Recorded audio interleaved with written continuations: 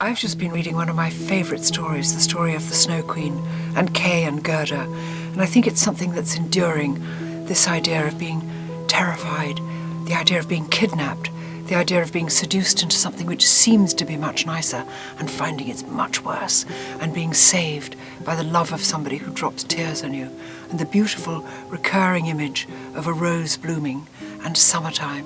Just gorgeous. And the girl, Gerda, sang a song beside it. When roses bloom so sweetly in the vale, the Snow Queen's evil power at last will fail. Since I was a child, I have now been to Spitsbergen, and I've been in those great snowy forests, and I've been dragged behind a sled where all you can hear is the hissing of the blades through the snow, and the huge dark woods completely silent with no birds singing. So my heart jumps into how it was. But I realised that even though I heard this story first when I lived out in the tropics and I had no idea what snow was, that I had invented pretty much accurately what it would be like to be swept onto the back of the Snow Queen's sled and taken away with her. And I think that what I had the greatest privilege of all was a happy childhood. And part of that was because I was read to by my parents. And then as children, my sister and I read all the time, so the imagination was set free. Gerda went to visit the royal palace. But although the prince looked like Kay, it was not him. The princess was moved by Gerda's plight and gave her a golden carriage to help her with her journey. Of our time on Earth, the best thing we can do, ever, is something for somebody else. And if the somebody else happens to be children, even better than that. I think what UNICEF does for children is just matchless. It's something which all of us hook our stars onto that carriage and follow. And I'm so privileged to do this, even in the smallest way, just by telling one story. If it will help make a child happy, what could be better?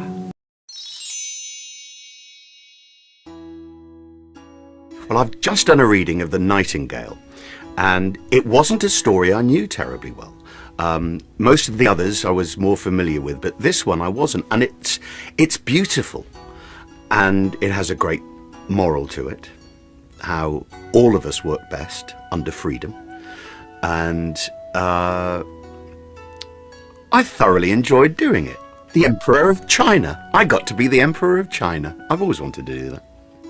It was given a cushion beside the Emperor's bed. They titled it Grand Imperial Singer of the Emperor to Sleep. We're doing these readings and these books for UNICEF.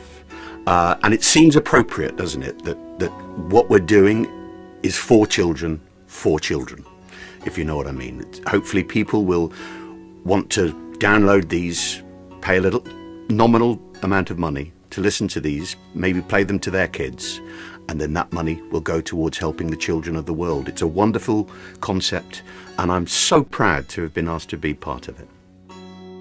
A watchmaker was called to repair the bird, but he said its cogs and wheels were badly worn. If he replaced them, it would spoil the tune. So from now on, the bird must only sing once a year. Now, I was asked to do this by Uncle Roger Moore. We first worked together when we were rehearsing Aspects of Love a long time ago, and we became great friends. And he's an extraordinary man, and not just because he's my favourite James Bond, but because of the work he does for UNICEF. He's been an untiring, unflagging ambassador for an extraordinary cause, and I don't think its work has ever been more important than it is now. So bravo to him. I could never turn down Uncle Roger, and I'm really proud to be part of this. Suddenly, a beautiful burst of song came through the open window. It was the real Nightingale who had returned. He sang of comfort and hope. The phantom faces grew pale and started to fade away. As they did, the Emperor felt blood beginning to flow more quickly through his veins again. Well, I selected the Little Match Girl because because I'm so fond of it as a story. I think there's obviously it's a very sad story, and there's a very melancholy side to it. But at the same time, there's something really optimistic and beautiful about when she's in the alleyway and the things that she sees and how warm they make her feel. And she could see inside the house. On the table, a snow-white cloth was spread, with silver dishes and crystal glasses. I guess the moment when she dies, she's taken by a grandmother who she adores, and she's so happy to see her. And then the description of where she goes is very nice, that she's taken to a warmer, happier place. So even though it's a very sad story, there's something very beautiful and warm for her in the story, I think. She struck a fourth match, and in its glow, her grandmother appeared, clear and shining. She had died years ago, but in the magic light she stood there, as kind and lovely as the girl remembered. "Oh, grandmother, please take me with you," she cried. "I know you will disappear when this match burns out, just like the fireplace and the roast goose and the Christmas tree." And I think Roger Moore, who reached out to me Sir Roger, who reached out to me to be involved, you know, as asked some of the other UNICEF ambassadors to be involved too.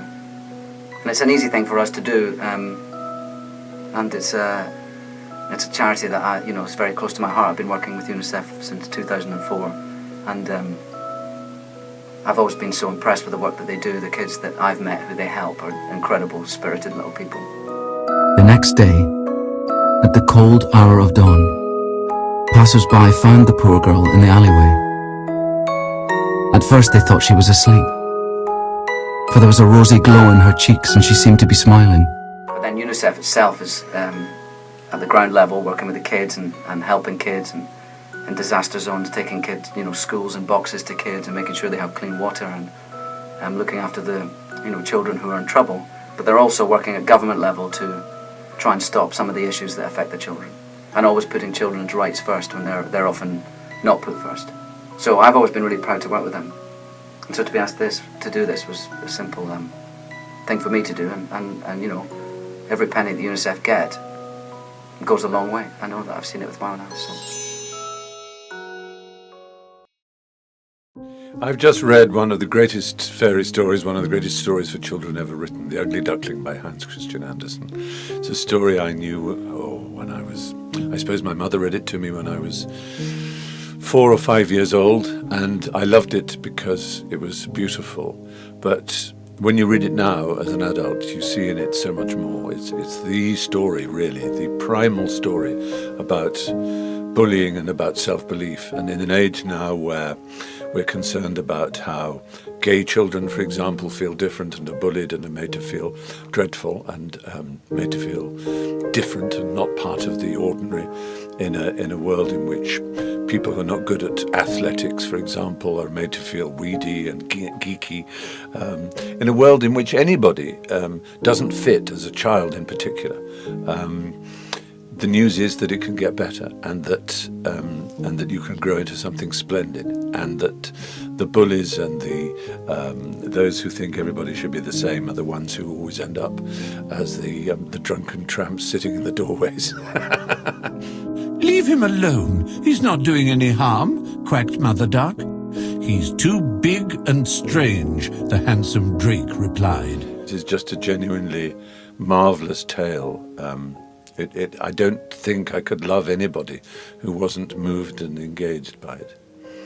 "You're an ugly fellow," the wild ducks told him, "but you can stay here, so long as you don't marry any of us."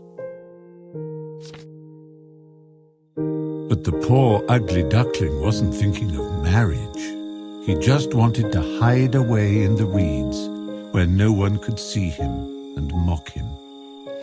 it's particularly important to be reading it for UNICEF, which is one of the great organisations in the world that looks after children and has done for decades.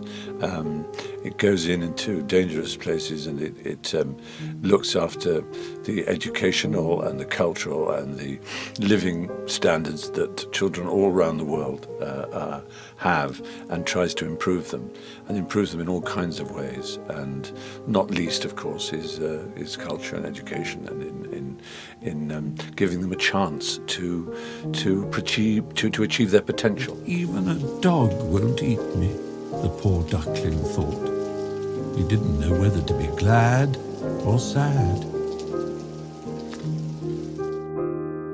Winter arrived, bitterly cold. The water froze, and one night the duckling got stuck in the ice. And that's also what the story of The Ugly Duckling is about achieving your potential, is from a scant childhood to a full.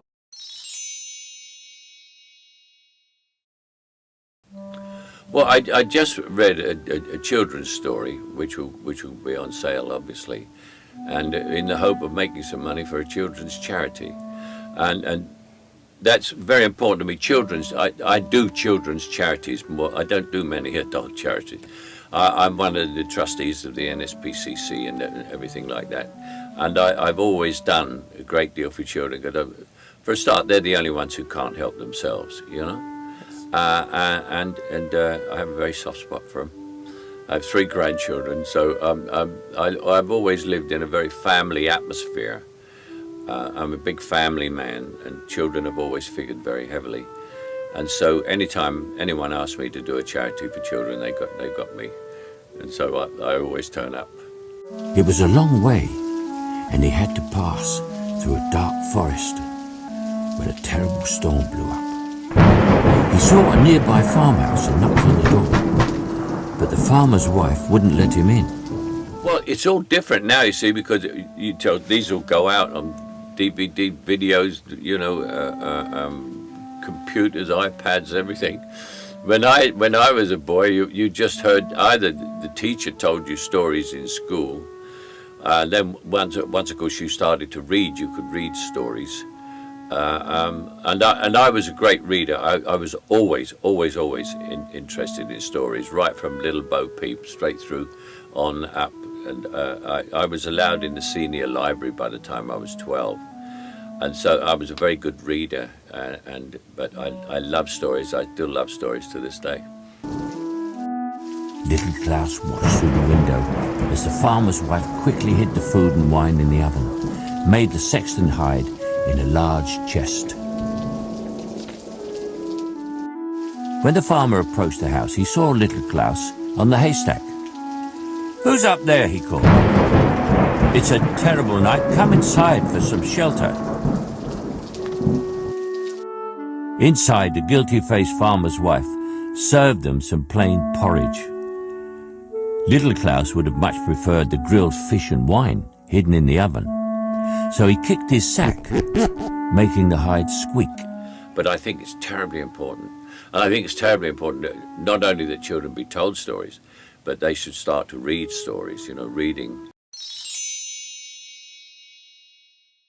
Yes, I had a mother who had a lovely singing voice, and she used to also sing stories to me. And the one that I'm reading today is called Thumbelina. And there is a song, actually, of Thumbelina. I'm not going to sing it to you. But she used to sing it too, and singing like with nursery rhymes, all those things are, I think, much more important than perhaps people realise, because I know that now perhaps reading is not so appreciated. But these stories for young children, when you hop into bed with your child and you cuddle up and you read together, you never forget this. You know, it's something that forms some sort of inner strength, because you feel very safe. Although it makes you quite fearful, stories. They should about goodies and baddies and things, and so you get quite. But you're safe because you're being read these stories. She slept in a walnut shell with roses and violets for pillows and blankets. I'm just delighted to be able to read these beautiful stories, fairy stories, because they are as far as I'm concerned, some of the best things that you can do for your child is to read fairy stories very early on, because there's a lot of wisdom in there. But one day, a horrible mother toad crept in through the window and kidnapped her. The toad wanted Thumbelina to marry her nasty, slimy son. So she took her to her house in the middle of a pond and trapped her on a lily pad. But the little pond fishes nibbled through the stem to free the tiny girl. Also, you know that all the stories in the end turn out okay, so that gives you hope. You don't have to know that life doesn't necessarily turn out okay, but in these stories they go through heroic journeys and then come out all right and they come through. But you have to go through tough times to get through, and that's good. All the other Maybugs came to stare at her and laugh at her for being ugly, because she only had 2 legs and no feelers. Thumbelina is a sweet story. It's very poetic. It's very gentle. It's beautifully imagined.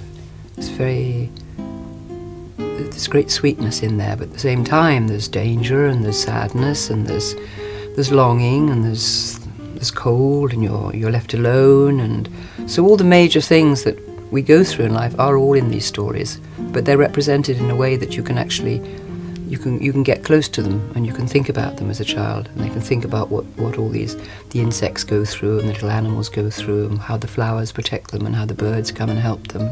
All that is essential to our understanding of the world, getting close to, important things, important feelings. My favourite fairy tale of all is The Emperor's New Clothes. And one of the reasons that I like it so much is that it just shows how people are sheep. How many people will just blindly follow something if they are told that is the way it's supposed to be. And there is the king, the emperor, and he is walking down the streets of his kingdom totally naked, and yet all of the people, all of his subjects, all of his courtiers are all saying, oh, look at this beautiful cape, look at his beautiful trousers, look at his beautiful crown. That it was now time for the grand procession, when the emperor would finally show off his wondrous new outfit to his people. I think it just shows how many people can be blindly led by some ideological ideas and concepts and can go blindly along with it. And I think that's what we're seeing a lot today in a lot of the wars, particularly the wars in the Middle East, is that people are blindly following leaders without even thinking what they're getting into.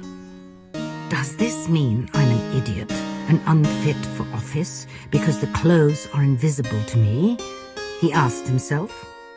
Well, I think that children love animation and they love iPads. So you put an animated story on an iPad and you have somebody that they know reading it, and you have these wonderful animated drawings and figures.